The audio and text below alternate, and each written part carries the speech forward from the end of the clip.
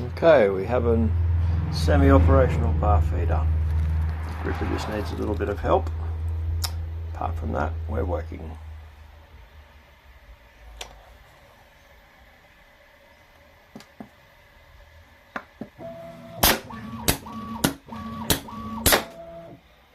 Now we'll give it some help.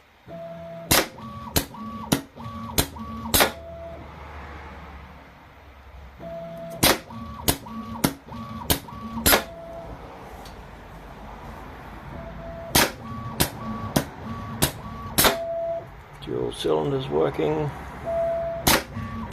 slip ring working with clearances.